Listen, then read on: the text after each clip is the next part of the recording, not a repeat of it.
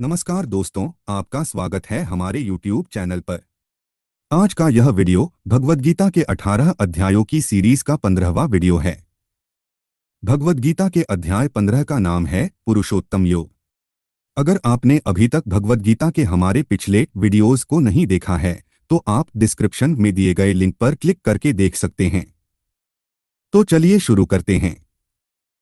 श्री भगवान ने कहा, हे अर्जुन, इस संसार को अविनाशी वृक्ष कहा गया है, जिसकी जड़ें ऊपर की ओर हैं और शाखाएं नीचे की ओर, तथा इस वृक्ष के पत्ते वैदिक स्तोत्र है। जो इस अविनाशी वृक्ष को जानता है वही वेदों का जानकार है।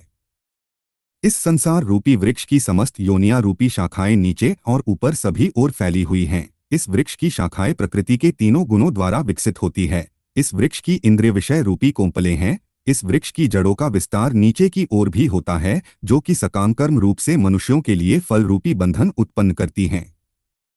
इस संसार रूपी वृक्ष के वास्तविक स्वरूप का अनुभव इस जगत में नहीं किया जा सकता है, क्योंकि न तो इसका आदि है और न ही इसका अंत है और न ही इसका कोई आधार ही है। अत्यंत दृढ़ता से स्थित इस वृक्ष को केवल वैराग्य रूपी हथियार के द्वारा ही काटा जा सकता है। वैराग्य रूपी हथियार से काटने के बाद मनुष्य को उस परम लक्ष्य परमात्मा के मार्ग की खोज करनी चाहिए। जिस मार्ग पर पहुंचा हुआ मनुष्य इस संसार में फिर कभी वापस नहीं लौटता है। फिर मनुष्य को उस परमात्मा के शरणागत हो जाना चाहिए, जिस परमात्मा से इस आदिरहित संसार रूपी वृक्ष की उत्पत्ति और विस्तार होता है। जो मनुष्य मान प्रतिष्ठा और मोह से मुक्त है तथा जिसने सांसारिक विषयों में लिप्त मनुष्यों की संगति को त्याग दिया है, जो निरंतर परमात्मा स्वरूप में स्थित रहता है, जिसकी सांसारिक कामनाएं पूर्ण रूप से समाप्त हो चुकी है और जिसका सुख दुख नाम का भेद समाप्त हो गया है, सा मोह से मुक्त हुआ मनुष्य उस अविनाशी परमपद परमधाम को प्राप्त करता है। उस परमधाम को न तो सूर्य प्रकाशित करता है, न चंद्रमा प्रकाशित करता है और न ही अग्नि प्रकाशित करती है। जहां पहुंचकर कोई भी मनुष्य इस संसार में वापस नहीं आता है, वही मेरा परमधाम है। हे अर्जुन, संसार में प्रत्येक शरीर में स्थित जीवात्मा मेरा ही सनातन अंश है, जो कि मन सहित छहों इंद्रियों के द्वारा प्रकृति के अधीन होकर कार्य करता है।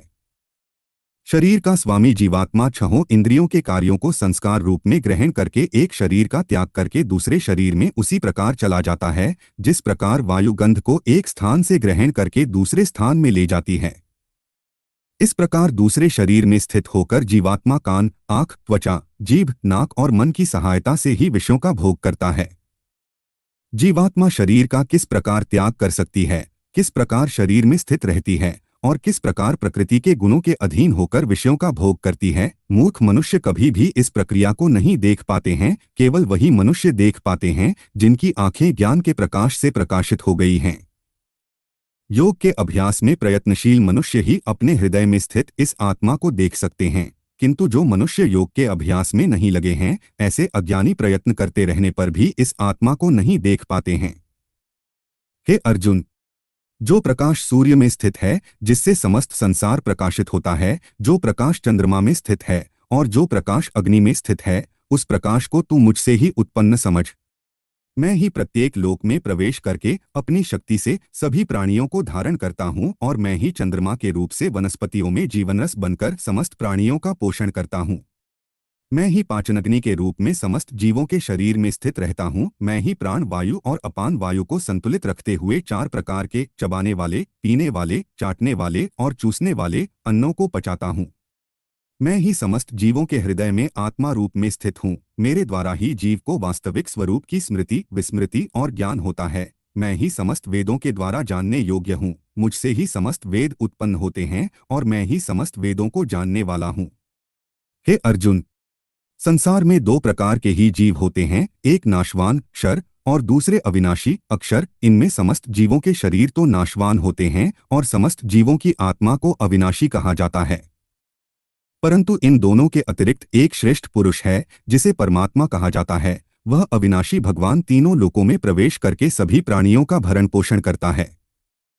क्योंकि मैं ही क्षर और अक्षर दोनों से परे स्थित सर्वोत्तम हूँ, इसलिए संसार में तथा वेदों में पुरुषोत्तम रूप में विख्यात हूँ।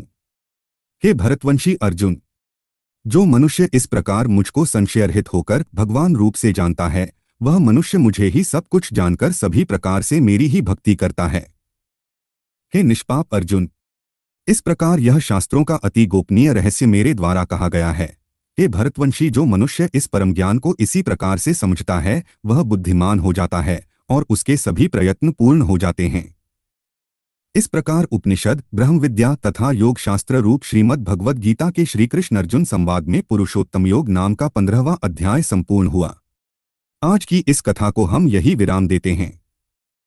अगले वीडियो में हम अध्याय 16 देव असुर संपदा विभाग योग की शुरुआत करेंगे। धन्यवाद। इस वीडियो को देखने के लिए आपका बहुत बहुत धन्यवाद।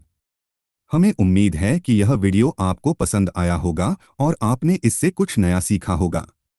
अगर आपके पास इस वीडियो से संबंधित कोई सुझाव या प्रश्न हैं तो कृपया हमें कमेंट बॉक्स में बताएं। हम आपके सभी सुझावों का स्वागत करते हैं। अगर आपको यह वीडियो पसंद आया तो कृपया लाइक करें और कमेंट जरूर करें ताकि यह वीडियो ज़्यादा से ज़्यादा लोगों तक पहुंच सके। यदि आपने हमारे चैनल को सब्सक्राइब नहीं किया है तो कृपया करके सब्सक्राइब करें ताकि आप हमारे आने वाले सभी वीडियो को देख सकें और इस वीडियो को अपने दोस्तों और परिवार के साथ साझा करें। फिर मिलते हैं अगली वीडियो में। धन्यवाद।